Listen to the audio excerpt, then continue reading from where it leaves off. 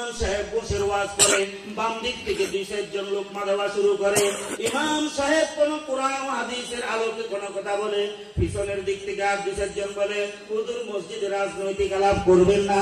এই নিয়ে মসজিদের মধ্যে 2 পক্ষ তৈরি হইয়া মারামারির উপক্রম হয়ে পড়ে। কথা বলেন ঠিক না বেঠিক? আল্লাহর নবী বলেন ওয়াজহারাতিল আসওয়াতু ফিল মাসাজিদ, মসজিদের মধ্যে শোরগোল বেড়ে যাবে। আরেকটা পয়েন্ট আপনাদেরকে বলি, বর্তমান অনেক জেন্টলম্যান মানুষগুলা আছেন, মোবাইলের রিংটোন অফ করেন না। মোবাইলের মধ্যে আবার চলতেছে খুব ভালো একটা গান, এই গান নিয়ে আপনি মসজিদে ঢুকছেন, মসজিদে আপনিও নামাজ পড়তেছেন, আরো 10-20 জন আল্লাহর বান্দা নামাজ পড়তেছে, আপনার মোবাইলে কল আসছে, এই কলের মধ্যে গান চলতেছে, সমস্ত মুসল্লিদের কানে কানে এই গানের আওয়াজ পৌঁছতেছে। বাস্তব না অবাস্তব? আল্লাহর নবী বলেন ওয়াজহারাতিল আসওয়াতু ফিল মাসাজিদ, নবী বলেন যখন আমার উম্মত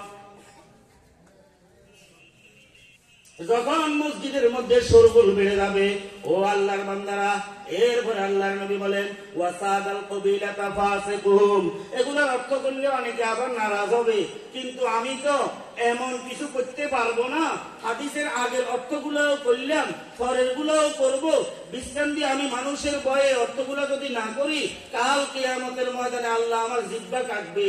এই মর্মে তুই আমার নবীর হাদিসের এক অংশের অর্থ বললি, আরেক অংশের অর্থ বললি, কিন্তু আরেকটা অংশের অর্থ কেন গোপন করলি? এজন্য গোপন করতে পারবো না। আল্লাহর নবী 1450 বছর পূর্বে যেই কথাগুলা বলে গেছেন, বর্তমান সমাজ ব্যবস্থা মনে হয় যেন 16 আনার 14 আনায় বাস্তবায়ন হয়ে গেছে, এই গুনাহগুলা সমাজের মধ্যে স্থায়ী হয়ে গেছে। আল্লাহর নবী বলেন ওয়াসাদাল কবিলাতা ফাসিকুন, সমাজের নেতা হবে ফাসিকেরা, সমাজের নেতা হবে বেনামাজিরা, সমাজের নেতা হবে যাদের জীবনের মধ্যে নামাজ নাই, কলমা নাই, আল্লাহ নাই, রসুল নাই, দিন নাই, শরীয়ত নাই, আল্লাহ আল্লাহ রসুলের ধার ধারে না, এরাই হবে সমাজের নেতা। আল্লাহর নবী বলেন ওয়াসাদাল কবিলাতা ফাসিকুহুম ওয়া কানা যাঈমুল কওমি আরযালুহুম, আজীবন বেজ্ঞা গাইলো গান, আজীবন বেজ্ঞা কাবাডি খেলাইলো, ওমা এখন দেখা যায় উনি বড় সদস্য, প্রথম শব্দটা আর কই না, পুরো জীবনটা কাবাডি খেলাইলো আর পুরো জীবনটা গান গাইলো, এখন উনি হয়ে গেছেন আমাদের বিশাল মহান। আর বলতেছি না, কথা বুঝেন নাই মনে হয়। আল্লাহর নবী বলেন ওয়া কানা যাঈমুল কওমি আরযালাহুম, সমাজের নির্দিষ্ট লোকেরা হবে বিভিন্ন পদবীর মালিক।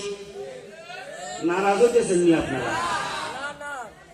হাসার জন্য না, হাসার জন্য না। ও আল্লাহর বান্দারা, এগুলো সব কিয়ামতের লক্ষণ, কিয়ামতের লক্ষণ, কিয়ামতের লক্ষণ। এই যে একটা অবস্থা চলতেছে, এটা কারোর জন্য কল্যাণকর নয়, এটা সকলের জন্য অকল্যাণকর, সকলের জন্য মহান মহাবড় সংকেত দিয়ে আসতেছে। এই সংকেত যখন আসবে কেউ আর বাঁচতে পারবে না। আল্লাহর নবী বলেন ওয়া উকরিমার রাজুলু মাকাবাতা শাররি। আচ্ছা বাবা, এই আপনারা মসজিদের খতিব সাহেবের সম্মান করেন কি করেন না? কথা বলেন না কেন? মসজিদের খতিব সাহেবকে সম্মান করেননি, মসজিদের ইমাম সাহেবকে সম্মান করেননি।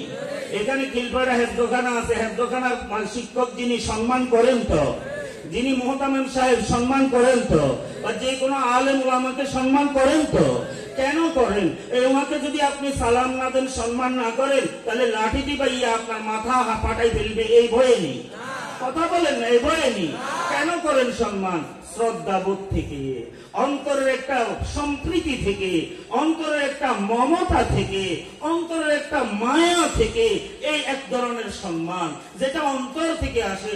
আরেক ধরনের সম্মান হলো নেতাজি এখান দিয়ে যান, যদি আমি সালাম না দিই তাহলে আগামীকাল খিলপাড়া উড়ন যেত না, আগামীকাল বন্ধুও উড়ন যেত না, আগামীকাল মুন্সিরাট বাজার করন যেত না। তুই যদি বাজারে দোকান করতেও তাহলে আমারে লাল গালিচার সংবর্ধনা দিতে হবে, যদি লাল গালিচার সংবর্ধনা না দেওস এই বাজারে দোকানদারি করিবার কল্পনাও আর করিস না। তো এখন নেতাজি যখন সামনে দিয়ে যায়, আসসালামু আলাইকুম, নেতাজি কেমন আছেন, যখন 5-10 যায় এতের মতো যাইবা কি আরেকজন আসেনি? কথা বুঝেন না মনে হয়? বাস্তব বাস্তব বাস্তব কথা বলতেছি। আল্লাহ রাসূল বলেন ওয়াউকিমার রাজুলু মাকাবাতা শাররিহি, মানুষ মানুষকে সম্মান করবে তার খারাপি, তার আক্রমণ, তার অত্যাচার, তার অনাচার, তার জুলুম ইত্যাদি থেকে বাঁচার জন্য তাকে সম্মান করবে, অন্তর দিয়ে তাকে সম্মান করবে না।